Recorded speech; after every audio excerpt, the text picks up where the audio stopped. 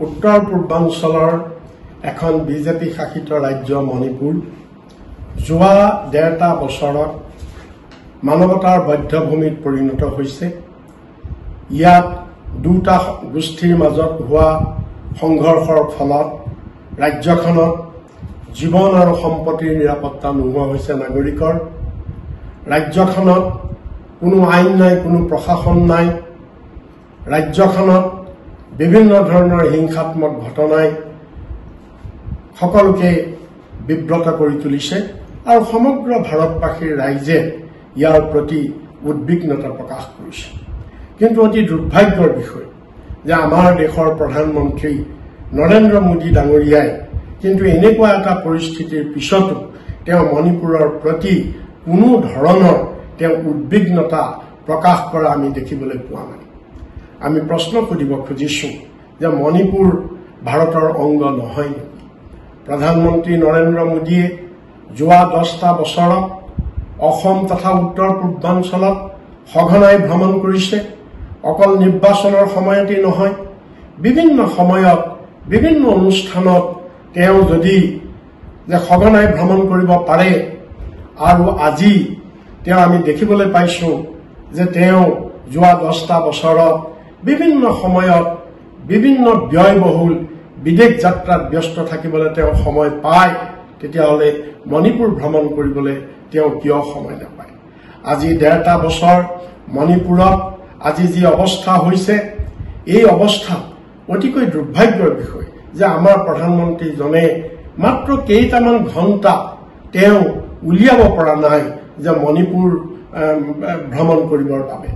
আমি এই প্ৰসংগত গৃহমন্ত্ৰী অমিত শ্বাহকো আমি প্ৰশ্ন কৰিব খোজো যে এনেকুৱা এটা ভয়াৱহ অৱস্থাত তেওঁ মাত্ৰ মণিপুৰলৈ এবাৰ ভ্ৰমণ কৰিয়েই তেওঁ তেওঁৰ দায়িত্ব পালন কৰিব খুজিছে, তেওঁ দায় সাৰিব খুজিছে। আমি অসমৰ মুখ্যমন্ত্ৰী হিমন্ত বিশ্ব শৰ্মাকো আমি প্ৰশ্ন কৰিব খোজো যে আপুনি নেডাৰ আপুনি এগৰাকী মুখ্য নেতা বুলি আপুনি নিজকে দাবী কৰি আপুনি সদায় উত্তৰ পূৰ্বাঞ্চলৰ কথা কয়, উত্তৰ পূৰ্বাঞ্চলৰ ৰাজ্যসমূহৰ মাজত সমন্বয় স্থাপন কৰাৰ কথা কয়, উত্তৰ পূৰ্বাঞ্চলৰ ৰাজ্যসমূহৰ সমস্যা সমাধানৰ কথা কয় নেডাৰ যোগেদি, কিন্তু আপুনি মণিপুৰৰ এই এনেকুৱা ভয়াৱহ এনেকুৱা সংকটপূৰ্ণ এই 1.5টা বছৰত আপুনি মণিপুৰ কিয় যোৱা নাই? আপুনি মণিপুৰৰ এই সিচুৱেশ্যন আপুনি নিয়ন্ত্ৰণ কৰিবলৈ, প্ৰশমিত কৰিবলৈ আপুনি কি ব্যৱস্থা লৈছে? আপুনি নেডাৰ মুখ্য হিচাপে আপুনি এইটোৱে ভাবে নেকি যে আপোনাৰ কৰ্তব্য MLA বেচা কিনা কৰা, আপোনাৰ কৰ্তব্য উত্তৰ পূৰ্বাঞ্চলৰ ৰাজ্যবিলাকত গৈ গণতান্ত্ৰিকভাৱে নিৰ্বাচিত চৰকাৰ ভংগ কৰা? আমি প্ৰধানমন্ত্ৰী নৰেন্দ্ৰ মোদী আৰু বিজেপি গভৰ্ণমেণ্টৰ মণিপুৰৰ প্ৰতি এনে উদাসীনতা, মণিপুৰৰ প্ৰতি তেওঁলোকৰ এনেকুৱা মাহিৰে দৃষ্টি আমি ধিক্কাৰ দিছো আৰু আমি দাবী জনাইছো যে প্ৰধানমন্ত্ৰীয়ে অনতি পলমে মণিপুৰ ভ্ৰমণ কৰিব লাগে, ক্ষতিগ্ৰস্তসকলৰ সমবেদনা জনাব লাগে, পৰিস্থিতি নিয়ন্ত্ৰণ কৰিবৰ কাৰণে কেন্দ্ৰীয় চৰকাৰে সকলোবিলাক ব্যৱস্থা ল'ব লাগে। আমি তাৰ প্ৰতি আমি দাবী জনাইছো।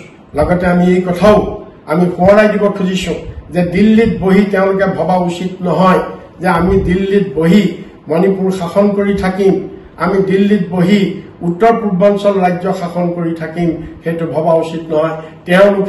তেওঁলোকৰ এই উত্তৰ পূৰ্বাঞ্চলৰ ৰাজ্যৰ প্ৰতি, মণিপুৰৰ প্ৰতি তেওঁলোকৰ সদিচ্ছা, তেওঁলোকৰ ভাল পোৱা তেওঁলোকে প্ৰকৃতাৰ্থত দেখুৱাওক আৰু ভাৰতবৰ্ষৰ যিকোনো প্ৰান্তৰ প্ৰতি, যিকোনো প্ৰান্তত থকা মানুহৰ প্ৰতি তেওঁলোকৰ প্ৰকৃত ভাল পোৱা, প্ৰকৃত আস্থা, প্ৰকৃত সদিচ্ছা তেওঁলোকে প্ৰদৰ্শন কৰক।